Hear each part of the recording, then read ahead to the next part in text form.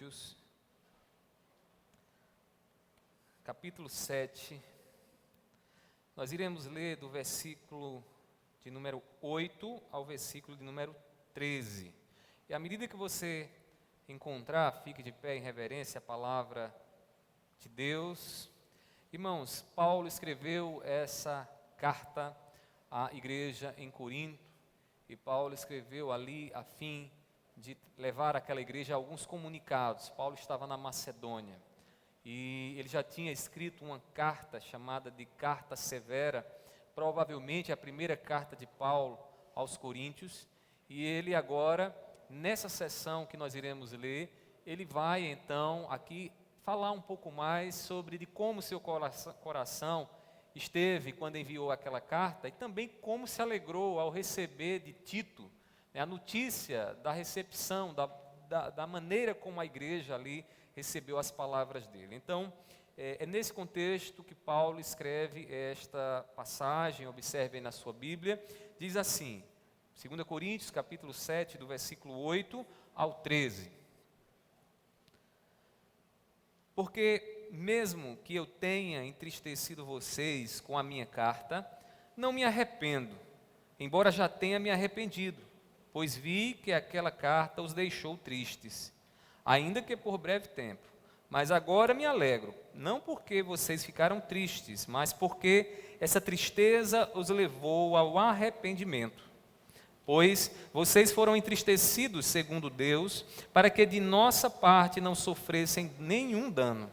Porque a tristeza segundo Deus produz arrependimento para a salvação, que a ninguém traz pesar, mas a tristeza do mundo produz morte. Vejam quanto cuidado produziu em vocês o fato de serem entristecidos segundo Deus. Que defesa, que indignação, que temor, que saudade, que zelo, que desejo de punir o culpado. Em tudo vocês se mostraram inocentes neste assunto. Portanto, embora eu tenha escrito aquela carta, não foi por causa daquele que fez o mal, nem por causa daquele que sofreu afronta, mas para que fosse manifesto entre vocês, diante de Deus, o cuidado que vocês têm por nós. Foi por isso que nos sentimos consolados. Feche seus olhos e ore comigo mais uma vez. Pai, nós estamos diante do Senhor para te pedir agora que o Senhor nos ajude a entender a Tua palavra. Reconhecemos a limitação da nossa mente, do nosso coração. Muitas vezes, Senhor, nosso coração não é receptivo àquilo que nós ouvimos na Tua palavra, mas cremos que o Teu Espírito está aqui em nós. Cremos que o Teu Espírito Santo é Ele, Senhor, quem coloca o nosso coração em prontidão para receber a Tua palavra. E eu te peço, ajuda-nos, Senhor, mais uma vez nessa noite, para que possamos aqui nos regozijar com com a verdade que está aqui, Pai, revelada na Tua palavra. Pai, eu te peço assim, tenhas misericórdia de nós e fala aos nossos corações, em nome do Teu Filho amado Jesus. Amém. Amém. Podeis sentar, meus irmãos. Meus queridos irmãos, o mundo tem tentado, desde muito tempo, silenciar a palavra de Deus. Se a gente começar a folhear a Bíblia, nós encontraremos lá uma narrativa de uma serpente que, ao ouvir o que Deus havia dito à mulher, vai então ao encontro de Eva e diz a Eva o seguinte: certamente essas palavras que Deus falou para você, Eva, não hão de ser bem assim. Tentando silenciar a voz de Deus, o que a serpente faz? A serpente distorce a palavra de Deus para que Eva fosse enganada. Meus irmãos, o mundo tem tentado silenciar a palavra de Deus ainda nos nossos dias. Nas universidades já se fala sobre a morte de Deus. Você sabe o que é a morte de Deus? É uma ideia de que Deus é uma ideia. Logo, você deixa de ter essa ideia e Deus passa a não existir. É assim que os homens que não temem ao Senhor, que não conhecem a palavra, acreditam que Deus é uma construção cultural onde eu posso simplesmente querer esquecer e Ele deixa de existir. Não é isso que a palavra do Senhor nos ensina, obviamente. Irmãos, o problema é que não há como fugir do fato de que o nosso Deus é um ser pessoal e um dia eu e você, nós nos encontraremos com Ele. Nós carregamos no fundo do nosso coração essa certeza. É por isso que nos esmeramos tanto a ter uma vida aqui boa, andar corretamente, porque no fundo de todos nós carregamos essa certeza de que teremos que prestar conta a alguém. E quando fazemos algo de errado, vem a culpa em nós. Vem aquela sensação de que fizemos algo que não deveríamos fazer. Meus irmãos, um dia nos encontraremos com um Deus pessoal, que vai trazer à tona todos os nossos pecados, as nossas falhas, e vai perguntar: no que você tem crido? No que nós temos crido? E nós que cremos em Jesus mostraremos que lá na cruz do Calvário, Jesus estava sofrendo o castigo que nos trouxe a paz, porque Ele sofreu pelo meu pecado, pelo seu pecado, para que nós tenhamos paz com Deus, para que nós possamos dizer: não há mais condenação sobre a minha vida, porque nós estamos em Cristo Jesus. É isso que Paulo nos ensina lá em Romanos capítulo 8, versículo de número 1. Meus irmãos, esse Deus, que um dia estaremos diante dele, no seu trono, no seu tribunal, ele chama todos nós ao arrependimento, a uma mudança a partir daquilo que nós ouvimos do Evangelho. A mensagem é pregada, Jesus é anunciado, e aquela mensagem poderosa, a mensagem poderosa do Evangelho chega à nossa vida e deve causar mudança para que nós de fato possamos responder corretamente a ela. Porque se a palavra só chegou aos seus ouvidos, você entendeu e não mudou você ainda não entendeu, você ainda não recebeu o Evangelho no seu coração. Nessa noite eu gostaria de expor essa passagem que nós acabamos de ler aqui de 2 Coríntios. Meus irmãos, e ao expor essa passagem, refletir com você um pouco mais sobre a relação agradável entre a igreja e o arrependimento. Meus irmãos, falar sobre arrependimento em nossos dias, onde muita gente acredita que é bom demais e que não precisa se arrepender, é um grande desafio. E é esse desafio que eu tenho nessa noite. A palavra de Deus nessa noite é um chamado a refletir um pouco mais como você e eu devemos encarar o arrependimento na nossa vida. Meus irmãos, infelizmente, algumas pessoas não conseguem perceber o que Deus está fazendo numa vida arrependida. O que é que Deus faz num coração arrependido? Deus dá salvação. Porque não há como alguém ser salvo sem que o seu coração se arrependa. Não há como uma pessoa ser salva sem contemplar a miséria do seu próprio coração e perceber que o seu coração é incapaz de agradar a Deus segundo o que Deus requer.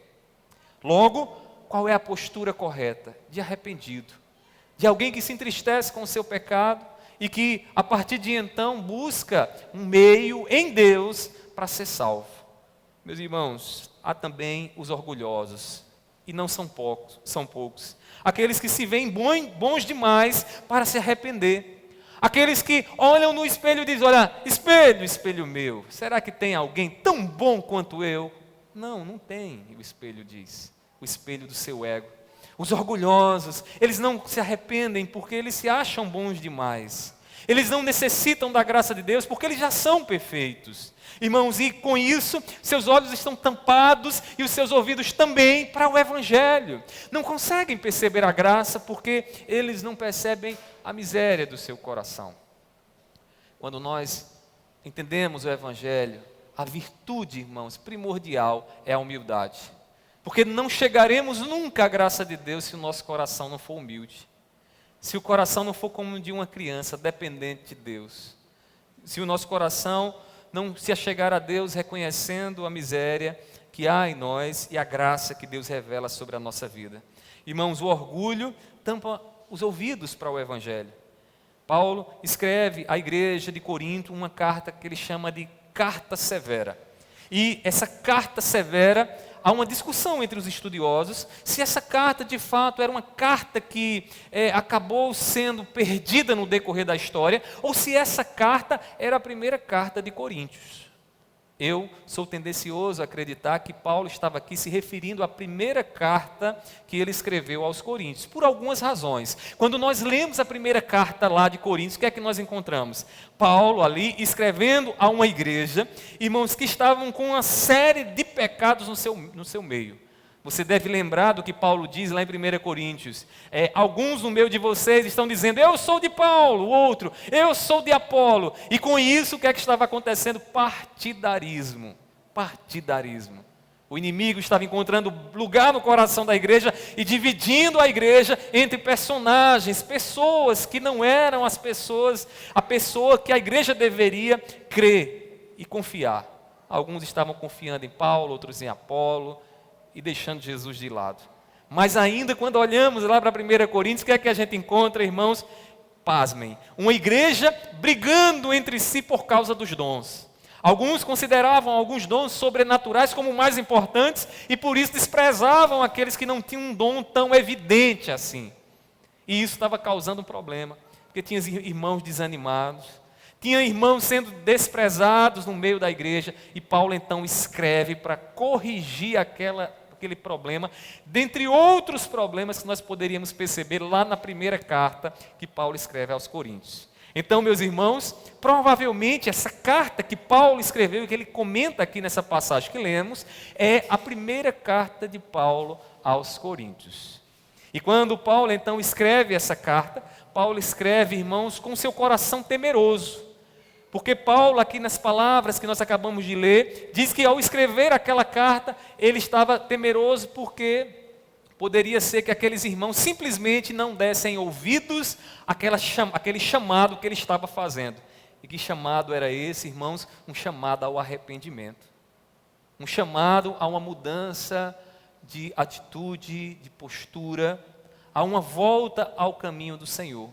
A preocupação de Paulo, como um pastor e um pai que ama a igreja, era que aqueles irmãos, respondendo negativamente à carta que ele enviou por meio de Tito, aqueles irmãos declarassem que de fato não criam em Deus e que estavam distantes da fé e que todo o trabalho de Paulo ali naquela igreja não havia adiantado de nada. Então Paulo ficou preocupado. Meus irmãos, as palavras de Paulo no texto que nós acabamos de ler, e que é o texto da nossa mensagem nessa noite, declara, irmãos, deixa claro para nós que a igreja é abençoada quando a igreja é chamada ao arrependimento.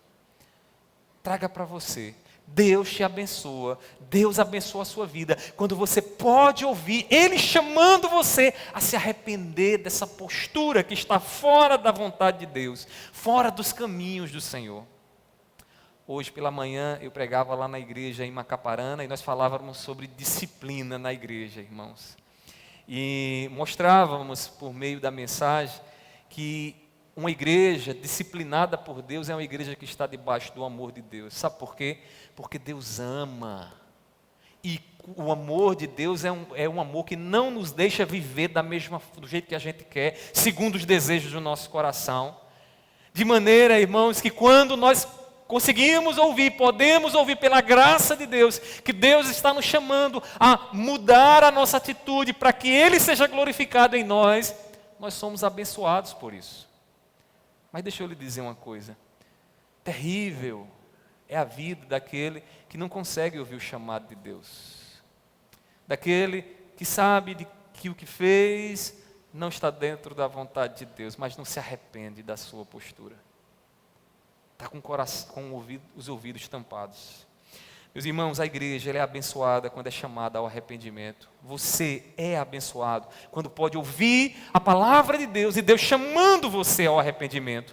Sendo assim, essas palavras que Paulo aqui nos permite ver uma relação agradável entre a igreja e o arrependimento. Que falar sobre arrependimento, irmãos, é algo que nos dá prazer, é algo maravilhoso, porque nos mostra a bênção de Deus no nosso meio. E eu queria que você percebesse comigo como Paulo nos mostra isso. Primeiramente, Paulo nos mostra que devemos aceitar de bom grado o ministério de arrependimento, de chamada ao arrependimento no seio da igreja. Paulo vai mostrar que falar sobre arrependimento é uma bênção, sabe por quê? Porque a igreja deve aceitar de bom grado quando o arrependimento é pregado. Pastor, mas será que existem igrejas que não conseguem digerir esse tema? Meus irmãos, como existe? Como existe? Tem lugares por aí que não se prega mais sobre arrependimento. O que se fala são mensagens que massageiam o ego, que colocam um ar-condicionado no inferno, climatizam o inferno para ser mais agradável. Infelizmente, irmãos, é isso que nós temos visto aí. Mas em que consiste basicamente o chamado de um servo de Deus? Aquele que de fato recebeu da parte de Deus o ministério de chamada ao arrependimento. Deus chama seus servos, meus irmãos, para corrigirem os caminhos tortuosos daqueles que estão pecando e falhando. Veja o que Paulo diz no versículo 8. Ele diz assim, 2 Coríntios 7, 8. Porque mesmo que eu tenha entristecido vocês com a minha carta, não me arrependo, embora já tenha me arrependido, pois vi que aquela carta os deixou tristes, ainda que por breve tempo. Vamos entender o que é que Paulo está dizendo aqui? Paulo está falando do seu ministério em relação à igreja em Corinto. E ele diz aqui que enviou aquela carta, uma carta que causou tristeza àquela igreja. Ele diz que por breve momento chegou a se arrepender. Mas o que Paulo está dizendo aqui é o seguinte, que com um coração de pai, que vê os seus filhos entristecidos, que vê um filho entristecido, assim foi o coração dele em relação àquela igreja. Ele não queria que aqueles irmãos fossem entristecidos, bastava que aqueles irmãos estivessem no caminho de Deus. O problema é que a igreja eles não estavam no caminho de Deus, e Paulo precisou entristecê-lo. Isso abateu o coração de Paulo, e ele diz que foi por breve tempo. Porque depois ele soube, irmãos, que aquela mensagem, mesmo sendo severa, que aquele chamado, mesmo sendo chamado ao entristecimento daquela igreja, gerou bons frutos. Gerou bons frutos. Meus irmãos, corrigir a igreja muitas vezes causa tristeza naqueles que foram chamados por Deus. E como causa? Principalmente no coração daqueles que amam a igreja. É como um filho, irmãos. Quando a gente corrige os nossos filhos, a gente fica triste, porque a gente não queria fazer aquilo ali. Eu acho que às vezes os filhos, já fui filho um dia, pequeno, corrigido, né? Meus pais me disciplinando ali, e muitas vezes eu ficava triste com eles, até chateado, sem entender, meus irmãos, na minha infantilidade e imaturidade, que aquela correção era para o meu bem, que aquela tristeza que estava sendo causada era para o meu bem. E qualquer pai que ama seus filhos sabe que quando a gente corrige, a gente também se entristece. A gente fica abatido, a gente diz, poxa, eu não queria fazer isso, mas eu tenho que fazer isso. Eu não queria vê-lo ou vê-la triste, abatido, mas eu tenho que fazer isso. Paulo estava olhando para a igreja assim, meus irmãos. O ministério de chamado ao arrependimento requer firmeza na correção para o bem. E Paulo estava firme nisso. Ele diz no versículo 8 aí, observe, ele diz que não me arrependo. Ele diz, né? Eu não me arrependo. E por que ele não se arrepende? Porque ele estava ali determinado, primeiramente por Deus, a corrigir aquela igreja, e mesmo sabendo da tristeza que aquela igreja iria sofrer, e sofreu, ele não estava arrependido. Ele não faria de outra forma. Ele corrigiria, e ele corrigiu. Meus irmãos, o ministério de chamado ao arrependimento produz um misto no coração do ministro, um misto de tristeza e de alegria. Tristeza porque a gente não quer ver vocês tristes. E a gente se entristece também. Mas alegria porque essa tristeza, se for uma tristeza segundo Deus, uma tristeza de acordo com a palavra de Deus, ela produz fruto. Ela produz fruto. Irmãos, como já diriam os antepassados, os nossos antepassados, a palavra que alimenta as ovelhas espanta os lobos. A palavra, quando ela é pregada, irmãos, as ovelhas às vezes se entristecem, se abatem. Mas os lobos, ao ouvirem, eles correm, eles se afastam, porque não é isso que eles querem. Meus queridos, o Dr. Martyn Lloyd-Jones, vocês devem conhecer. Martyn Lloyd-Jones, irmãos, foi um doutor médico, né? Médico. Ele nunca estudou para ser pastor. Mas no coração de Lloyd-Jones ardia um desejo missionário tão grande, irmãos, que ele não se continha em pregar a palavra e falar da palavra. De maneira que, nas suas pregações, tomando conta de campos missionários, Lloyd-Jones, ensinando então a palavra de Deus, ele foi então estudando a palavra, a ponto de galgar uma posição como pastor lá na capela de Westminster, em Londres, e ele era chamado de o doutor. Muito do que Lloyd-Jones aprendeu na medicina, ele trouxe para o ministério. E um dos chavões que ele ouvia muito nos médicos, e aqui a medicina ensina, ele trouxe para o tratamento do pecado no meio da igreja. Ele dizia o seguinte, porque na medicina ele via que muitas vezes a pessoa chegava com uma situação tal que um membro seu precisava ser decepado e ele não podia ali omitir daquela pessoa que precisava tomar aquela decisão radical de decepar aquele membro, e isso era doloroso para a pessoa. E ele dizia o seguinte, que na medicina muitas vezes você precisa ser cruel para ser bondoso. Porque você sabendo que aquela pessoa pode morrer por conta daquela inflamação que ele tem ali no seu corpo, você não pode omitir nem injetar morfina nele para que a dor suma, porque na verdade não vai resolver o problema, vai matar ele no decorrer do tempo. Martin Lloyd Jones percebeu muito bem que no ministério também é assim. O pastor, o ministro, muitas vezes tem que ser cruel para ser bondoso. Tem que dizer aquilo que deixa o cristão abatido, entristecido, a igreja entristecida, para ser bondoso, para que a igreja perceba o seu problema e encontre a graça de Deus e receba o favor de Deus na sua vida. Meus irmãos, quem foi chamado para o ministério, em muitos momentos terá que ser duro para a saúde da igreja. Se você chegar lá no hospital, doutor, estou com uma dor aqui, está lá sua apêndice, praticamente estourada, né? Quase estourando, porque se estourar você pode vir a óbito. E aí o médico, querendo ser bondoso com você, o que é que ele faz? Ele diz, olha, se preocupe não, você vai tomar um sorinho, eu vou botar uma morfina no soro, a sua dor vai passar. O que é que vai acontecer? Você não vai mais sentir dor. A dor vai embora, não vai? Você vai agradecer até o médico. Doutor, como é bom, agora não estou sentindo mais nada. Mas o que é que vem depois? A morte. A morte. Entendam bem, meus irmãos, muitas vezes no ministério a gente vai precisar ouvir algumas coisas que vai nos deixar desgostoso. Que vai nos deixar cabisbaixo, dizendo, poxa, aquela palavra ali foi totalmente contra aquilo que eu estava fazendo. Mas depois a gente vai ver que aquela palavra nos fez um grande bem. Que aquela palavra gerou o que Paulo chama de, o escritor aos Hebreus chama de fruto de justiça. Meus irmãos, o ministro de Cristo, aqueles que foram chamados para pregar o Evangelho, devem cumprir bem o seu chamado. E seu ministério, o ministério destes requer a coragem para tratar dos males no coração da igreja. É por isso que o ministério pastoral é tão complicado, irmãos. Às vezes o nosso esgotamento não é físico. Às vezes a gente está inteirinho, o corpo está inteirinho, mas emocionalmente a gente está abalado. Sabe por quê? Porque a gente tem que lidar com a tristeza de vocês, a gente às vezes tem que lidar, né, com a contrariedade que deixa vocês cabisbaixo, até com raiva do pastor. É assim, meus irmãos, mas Deus tem nos dado coragem. E há de dar coragem a todos aqueles que foram chamados para levar adiante o ministério do arrependimento, chamar o indivíduo a perceber os seus pecados e mudar a sua postura. Eu acredito que seja importante nós entendermos aqui o que é arrependimento. A palavra usada nas Escrituras para arrependimento é formada de duas palavrinhas gregas, metanoia.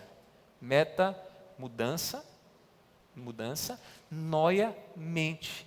Literalmente, metanoia significa mudança de mente. Essa palavrinha é a palavrinha que na sua Bíblia é traduzida por arrependimento. Quando é que há arrependimento? Quando a mente é mudada, de maneira que me leva a uma mudança de comportamento.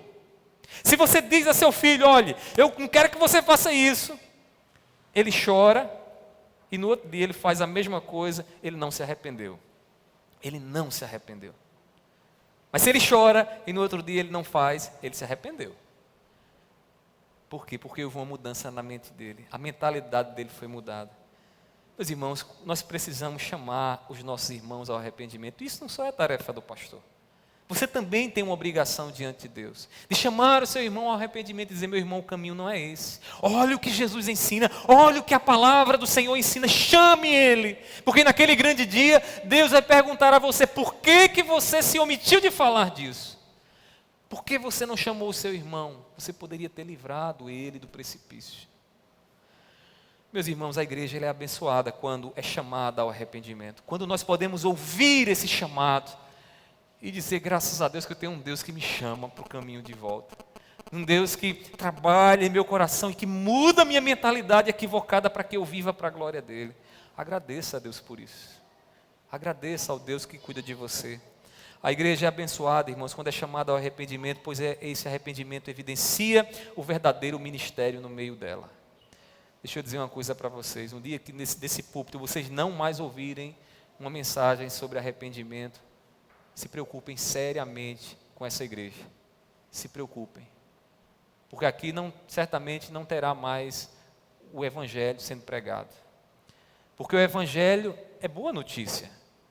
Mas só é boa notícia depois que você entende a má notícia. Entendeu? Você não vai entender a boa notícia. Não adianta você crer em Jesus para a salvação. Mas salvação de quê? Você precisa entender do que você é salvo. E para entender do que você é salvo, você precisa entender o pecado que habita dentro de você. O pecado que te colocou debaixo da ira de Deus, mas Deus graciosamente te livrou em Cristo Jesus. Então, meus irmãos, um dia que um púlpito deixa de anunciar o arrependimento, pode ter certeza, ali não existe mais o evangelho. Ali não existe mais o evangelho. Meus irmãos, além disso, em segundo lugar, Paulo nos mostra que devemos aceitar de bom grado a palavra de Deus que produz o arrependimento. Primeira coisa que Paulo chama a atenção, o ministério do arrependimento. Paulo é o exemplo desse ministério porque ele chama a igreja a se arrepender. Ele não deixa a igreja de Corinto conviver no seu pecado, conviver distante de Deus. Ele chama aquela igreja a se entristecer pelo pecado, pelos pecados que ela estava cometendo. Mas Paulo agora vai nos mostrar, irmãos, que devemos aceitar de bom grado o conteúdo do ministério. E o conteúdo do ministério é a palavra de Deus que produz o arrependimento. Que produz o arrependimento. Meus irmãos, é por meio da palavra que nós somos chamados ao arrependimento, à correção, à instrução, a andar no caminho de justiça. Veja o que diz Paulo lá em 2 Timóteo, capítulo 3, versículo 16 e 17. Diz assim a palavra do Senhor. 2 Timóteo, capítulo 3, 16 e 17. Toda a Escritura é inspirada por Deus e útil para o ensino, para a repreensão, para a correção, para a educação na justiça, a fim de que o servo de Deus seja perfeito e perfeitamente habilitado para toda boa obra. Paulo diz aqui a Timóteo, um jovem pastor, um jovem pregador: olha, Timóteo, a palavra é suficiente para você poder chamar a igreja para o caminho que Deus quer que ela caminhe. E ele diz mais a Timóteo: a palavra ensina, repreende, educa, a fim de que a igreja, o servo de Deus, possa viver para a glória do Senhor. Meus irmãos, como a palavra então de Deus encaminha o coração ao arrependimento? Como é que essa palavra sendo pregada, ela leva o coração a se entristecer e a reconhecer os seus pecados? A palavra, primeiramente, ela produz tristeza na repreensão do pecado. Paulo diz no versículo 9, volte agora a sua Bíblia novamente para 2 Coríntios, capítulo 7, versículo 9. Paulo diz assim: mas agora me alegro, não porque vocês ficaram tristes, mas porque essa tristeza os levou ao arrependimento. Pois vocês foram entristecidos segundo Deus, para que de nossa parte não sofressem nenhum dano. Nenhum dano. Irmãos, Paulo está dizendo: eu estou alegre, estou feliz pela notícia que Tito trouxe a mim. Mas a minha alegria não é pela tristeza de vocês, pelo fato de vocês estarem tristes, não é a tristeza em si, mas o que Deus fez com a tristeza que Ele colocou no meio de vocês. E Ele disse que foi uma tristeza segundo Deus. Irmãos, uma tristeza que os levou ao quê? Ao arrependimento. Ao arrependimento. Deixa eu dizer uma coisa aqui para vocês. A Bíblia tem alguns exemplos de pessoas que se entristeceram, mas não se arrependeram. Vocês lembram aí de alguns? Vou citar aqui para vocês 2 exemplos. O primeiro deles, Esaú. Esaú. Lá em Hebreus capítulo 12 diz que Esaú vendeu o seu direito de primogenitura, abriu mão do privilégio de ser participante na história de Deus, trocou o seu direito de primogenitura, sabe pelo quê? Pelo um prato de lentilha, pelo um prato de feijão. O estômago dele falou mais alto, gritou mais forte, de maneira que ele considerou de menor valor o fato de estar dentro, participando da história da redenção. E diz o texto sagrado que Esaú chorou. Que besteira eu fiz, mas não foi choro de arrependimento, diz o texto sagrado. Sabe por quê? Porque se o estômago de Esaú começasse a gritar de novo, ele faria a mesma coisa, vendendo e cometendo sacrilégio, trocando o direito de primogenitura, a bênção de Deus, por um prato de feijão. Estão percebendo que tristeza não é arrependimento? Mas a tristeza ela pode levar ao arrependimento, se ela for uma tristeza, como Paulo diz aqui, segundo Deus. Uma tristeza que Deus opera no coração. Porque não basta você sair daqui abatido, eu percebi, o pecado é tão ruim, não. Você precisa sair daqui amanhã, determinado, lá no seu trabalho, a mudar aquela postura carnal que você tem tido. A sair daqui com a determinação de viver para a glória de Deus. De testemunhar Jesus com a sua vida. Meus irmãos, Paulo ainda fala que essa palavra, a palavra pela qual Deus encaminha o coração ao arrependimento, é uma palavra que livra a igreja do dano eterno. Do dano eterno. Aqui no versículo 9, observe aí no finalzinho, ele diz assim: para que de nossa parte não sofressem nenhum dano. Essa palavrinha dano aí, Paulo tem em mente o quê? O dano eterno. Porque aquela igreja que estava em pecado, ouvindo aquela palavra dura que Paulo havia escrito, se aquela igreja não aceitasse aquelas palavras, aquela igreja estava apostatando da fé. Aquela igreja não tinha nada de Cristo, não tinha nada de cristão. Como às vezes a gente encontra pessoas, meus irmãos, que ouvem, sabem que a palavra de Deus, denuncia aquele pecado na vida dela, mas ela permanece lá. Ela permanece lá. Meus irmãos, Paulo está preocupado com aquela igreja, estava preocupado com aquela igreja, porque se aquela igreja não aceitasse as palavras dele, aquela igreja estava declarando que não conhecia Cristo, que eram gentios, que eram publicanos. Então, como diferenciar a tristeza produzida pela palavra de Deus e a tristeza do mundo? A tristeza que qualquer pessoa pode ter. Que inclusive você que está aqui nessa noite, você que está acompanhando pela internet pode ter. Como diferenciar uma coisa da outra? A tristeza, irmãos, produzida pela palavra, ela conduz para a salvação em Cristo Jesus. É uma tristeza que me faz reconhecer como sou pecador, mas também abre os meus olhos para que eu possa ver a graça de Deus, o favor de Deus, do Deus que me ama sendo pecador, do Deus que viu a minha fraqueza, mas estendeu a sua mão para nos socorrer. Veja o que Paulo diz no versículo 10. Ele diz assim: porque a tristeza, segundo Deus, produz arrependimento para a salvação. E aí ele diz que a ninguém traz pesar. É uma tristeza seguida de alegria. É uma tristeza que me faz ver o que Deus fez para me resgatar das trevas e me trazer para a luz. É uma tristeza que enche o meu coração de gratidão, que me diz, Senhor, onde eu digo, Senhor, Tu és a razão da minha vida, Tu és o meu Salvador. É uma tristeza seguida de alegria, pela graça que nós recebemos em Cristo Jesus. Essa é a tristeza que Deus, irmãos, opera. Uma tristeza que nos leva a uma mudança de comportamento. Aí você poderia dizer, pastor, essa tristeza de fato aconteceu naquela igreja? Veja o que diz o versículo 11. Diz assim, versículo 11. Vejam quanto cuidado produziu em vocês o fato de serem entristecidos segundo Deus. Que defesa, que indignação, que temor, que saudade, que zelo, que desejo de punir o pecado. Em tudo vocês se mostraram inocentes neste assunto. Meus irmãos, Paulo no versículo 11 mostra que de fato houve arrependimento. E como foi que Paulo notou isso? Na mudança daquela igreja. Paulo estava preocupado se aquela igreja ainda iria considerá-lo como o pai espiritual daquela igreja. E Paulo aqui declara que depois que eles receberam aquela carta dura, severa, eles então responderam como? Tratando Paulo com mais cuidado. Eles foram mais zelosos.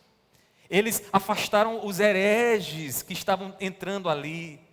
Aquelas contendas procuraram resolver. Aquele que estava cometendo pecado no seio da igreja, a igreja agora se reúne e diz: olha, você não vai mais estar cometendo esse pecado aqui, nós não aceitamos esse pecado. Tudo isso em decorrência do quê? Da tristeza que gerou arrependimento e que gerou uma mudança de comportamento. Meus irmãos, nós precisamos entender isso. Agora, e a tristeza do mundo? Qual é a tristeza do mundo? A tristeza do mundo, irmãos, ela conduz à morte. No versículo 10, na segunda parte, Paulo diz assim, observe aí. Mas a tristeza do mundo produz morte. E que tristeza...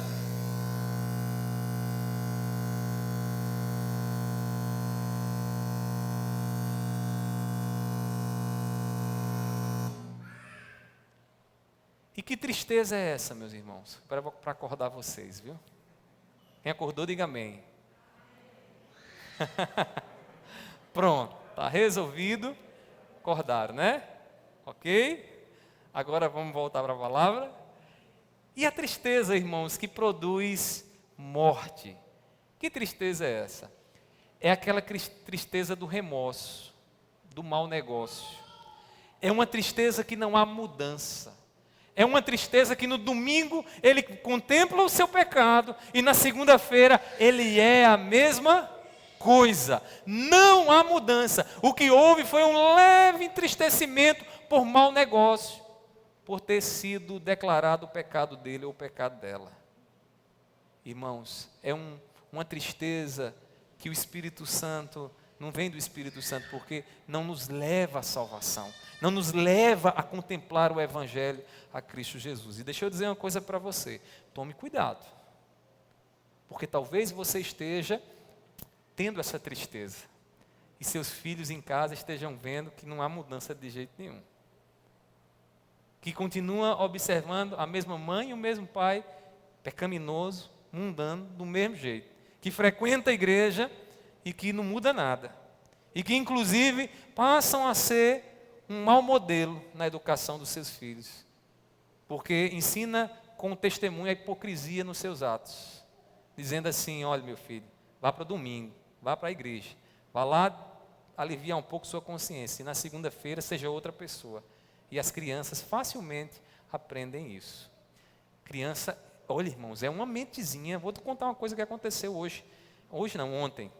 Estava eu e Bernardo sentado lá no terraço da casa da minha mãe, no interior, e chegou o priminho dele brincando lá, né, com a gente. E aí o priminho chegou falando com o meu irmão, empurrando o meu irmão. E aí eu disse: eu vou dar uma lição nele agora. Aí fui lá, peguei e empurrei também ele. Meus irmãos, para que eu fiz isso? Bernardo viu na hora que eu empurrei o priminho dele. Sabe o que Bernardo fez?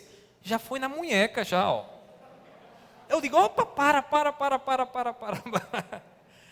Eu disse: é uma esponjinha, prende, irmãos, na repetição, faz a mesma coisa. Se vê pais hipócritas em casa, vão ser hipócritas na vida deles. A tristeza do mundo é assim. Leva à hipocrisia, não leva a uma mudança de comportamento.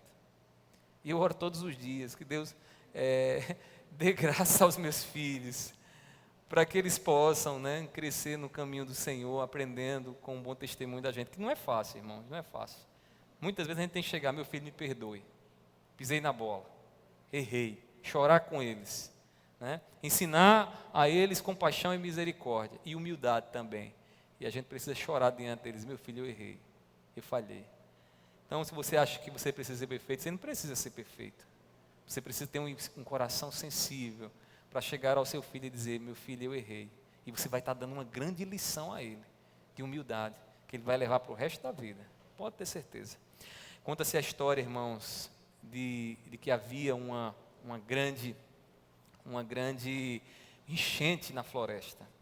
E o escorpião estava doidinho para atravessar o rio. O escorpião chegou, então lá estava lá aquele mundel de água, e ele ficou preocupado, vou morrer, agora o que é que eu faço?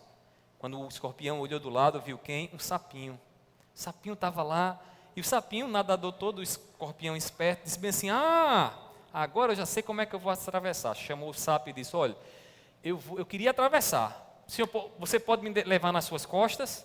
Aí o sapo olhou para o escorpião, você pensa que eu sou tolo? Você, com o seu veneno, quando você estiver me levando, você vai me picar. E o escorpião disse, não, se preocupe não, você não vou picar você, eu tenho que atravessar esse rio, não vou picar você. E o sapinho disse, você vai picar. E o escorpião, muito bom de conversa, conseguiu persuadir o sapinho de que não tinha problema nenhum. O escorpião sobe em cima das costas do sapinho, e está lá o sapo nadador, levando.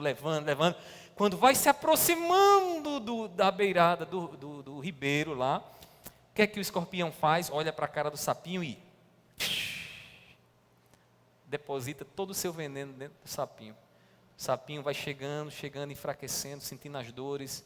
E nos últimos suspiros do sapinho, ele olha para o escorpião e diz, mas por que você disse que você fez isso? Você disse que não ia fazer.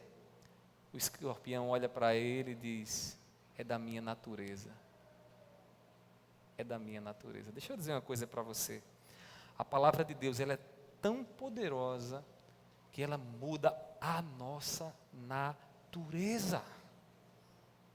Você é pecador, nós somos pecadores, nós estamos agindo como o escorpião. Muitas e muitas vezes, e até dizemos, não tem mais jeito, as coisas são assim. Meu irmão, a palavra de Deus é poderosa, Deus é poderoso para mudar a sua natureza, lhe fazer nascer de novo. Novo homem, nova mulher. Onde a natureza do escorpião vai ser domada. Há pessoas, irmãos, que não têm o coração sensível ao arrependimento, porque não têm ouvidos para ouvir a palavra de Deus, continuam agindo de acordo com a sua natureza mundana. Só se entristece por um momento, não é um entristecimento que muda. Não é um entristecimento que sua esposa pode dizer, eu vejo a mudança nele, eu vejo a mudança nela. A igreja, irmãos, ela é abençoada quando é chamada ao arrependimento, pois ela pode ouvir e obedecer a palavra de Deus. E é por meio da palavra que frutos de arrependimento são gerados. Amém? Quem está com sono, diga amém. Ainda bem que vocês não estão com sono. Então eu posso passar mais aqui um tempão aqui, né? Meus irmãos, por fim, Paulo ainda vai nos mostrar algo mais aqui, que faz do arrependimento, do chamado arrependimento, algo agradável. Irmãos, Paulo nos mostra que nós devemos aceitar de bom grado o ministro. Olha o que eu disse, o ministério, a palavra e o ministro que proclama a palavra de arrependimento. Devemos nos alegrar em ouvir aqueles que pregam a palavra visando o nosso arrependimento. Hoje existe muitos na internet, irmãos, que são os massageadores de ego, né? Eu vi até um meme engraçado que alguém colocou esses dias, aí botou lá, massageador de carne, aí era um produto lá, massageador de alguma coisa, de outra coisa lá, e no fim tinha um pregador aí, muito famoso da mídia, massageador de ego, e é exatamente aquilo ali. E o que são isso, irmãos? São aquelas mensagens doces, que nunca vão mostrar que você é pecador, que nunca vão falar de quem realmente você é. É uma mensagem, irmãos, que anda de mãos dadas com os princípios filosóficos da educação moderna, de que você é bonzinho demais por natureza, basta deixar o seu coração lhe guiar que vai dar tudo certo no final. Meus irmãos, a mensagem das Escrituras mostra que não há um justo sequer.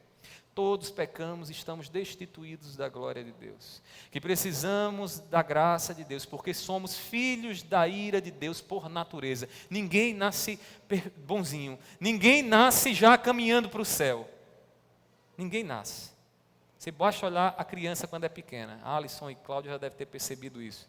Quando a criança é pequena, irmãos, ela fica emburrada, ela aprende a manipular rapidamente. Vai lá, o pai demora, a mãe demora a levar ali o leite, a chupetinha para ela. Ela já quer quebrar o berço. Ela não fala, mas já bate no chão, já grita mais alto. Aquilo ali se amplifica quando fica adulto e começa a falar e usar seus pensamentos. Mas a natureza é a mesma, lá pequenininha já. Já está ali com rebeldia, querendo dominar todo mundo. Meus irmãos, por isso que Davi diz, né? Em pecado me concebeu minha mãe. Porque o pecado está lá na natureza. O que o ministro, irmãos, ele deve esperar então da igreja que ouve o chamado ao arrependimento? Qual é o benefício para quem prega a mensagem do arrependimento? O ministro ele deve esperar o cuidado da igreja. E no versículo 12, veja o que Paulo diz. Portanto, ele diz, embora eu tenha escrito aquela carta difícil, não foi por causa daquele que fez o mal, não foi por essa motivação, nem por causa daquele que sofreu a afronta, não, que era o próprio apóstolo Paulo, mas para que fosse manifesto entre vocês, diante de Deus, o cuidado que vocês têm por nós. Irmãos, qual é o resultado de um pastor fiel, comprometido com o Evangelho, o que é que ele recebe de uma igreja que realmente tem o Espírito Santo de Deus? O cuidado. O cuidado. Paulo está dizendo aqui que aquela igreja se voltou para ele, e ao invés de rechaçar ele, dizer, olha, te vira aí na Macedônia, porque Paulo estava na Macedônia, te vira aí, não. Aquela igreja manda por meio de Tito, mensagens dizendo, Paulo, nós estamos com saudade. Nós queremos você no nosso meio. Nós queremos dar suporte ao seu ministério. Nós queremos ouvir o que você tem para ensinar. Aquela igreja manifestou cuidado.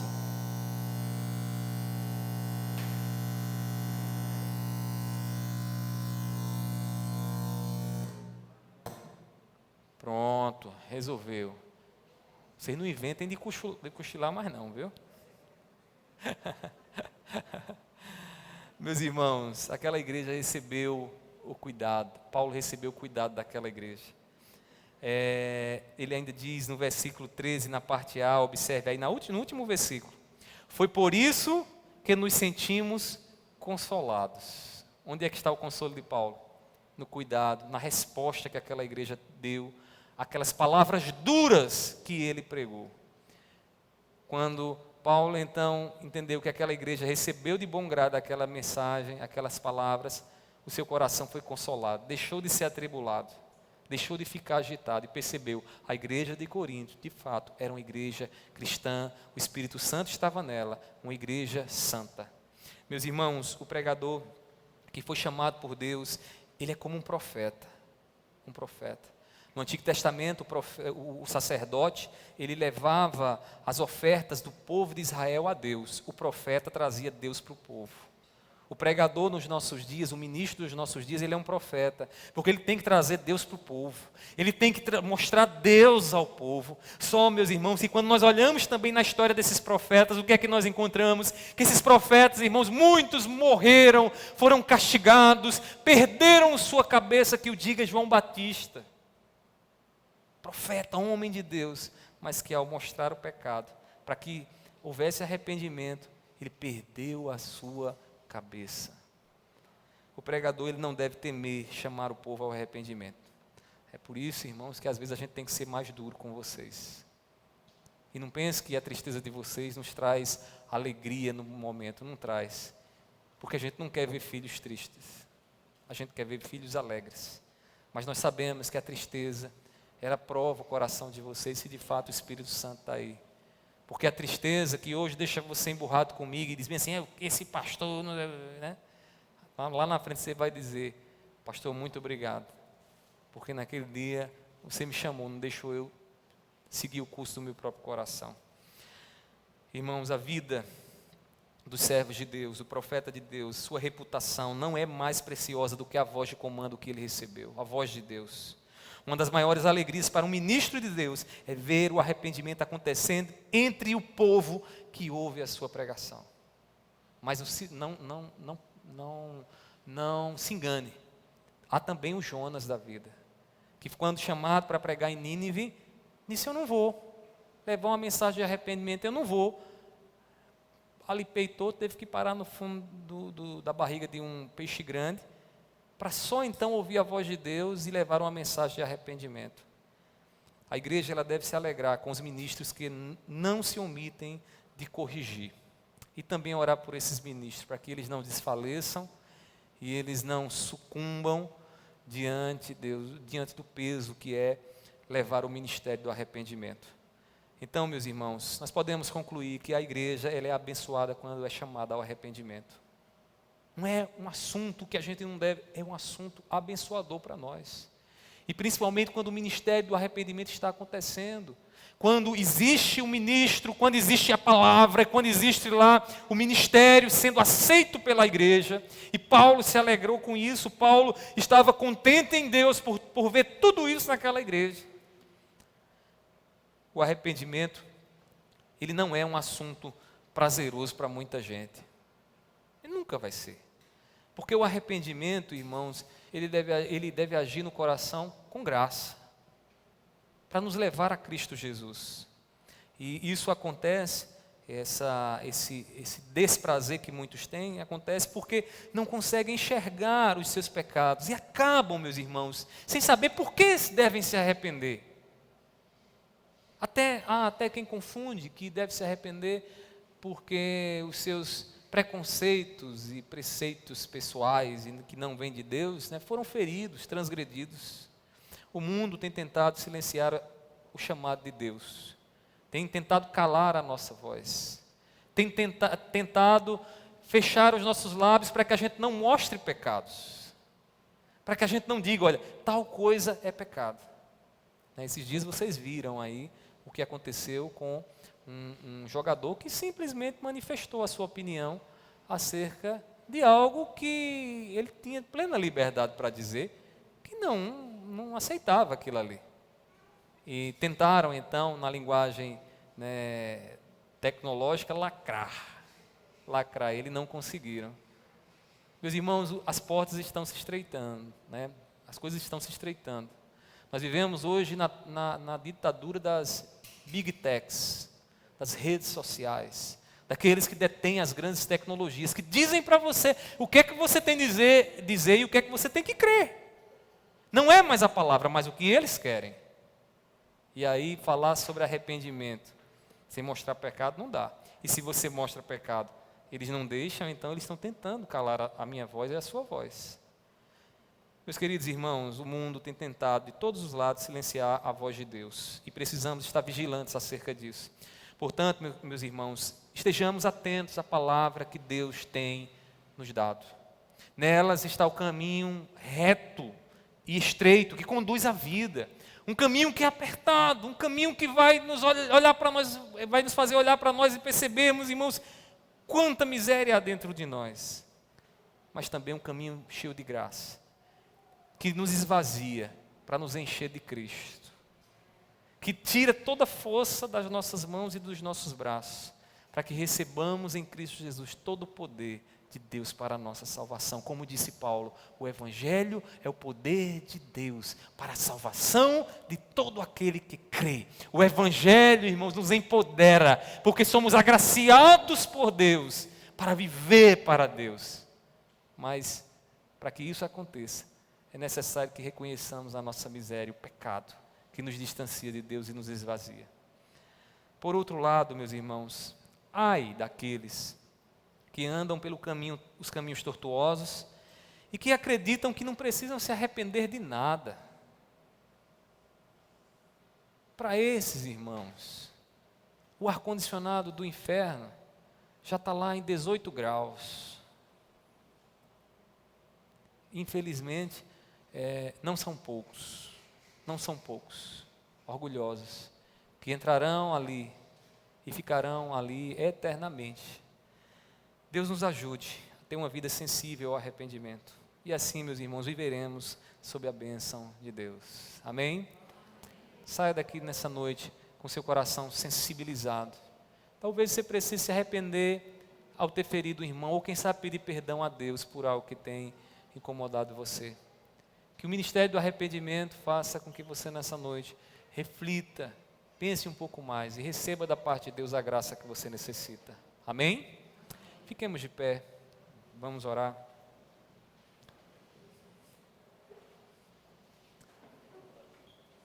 Meu Pai, nós te louvamos, Senhor, pela Tua palavra, porque ela é a Tua voz aos nossos corações. E nós te pedimos, meu Deus, dar-nos um coração sensível ao arrependimento.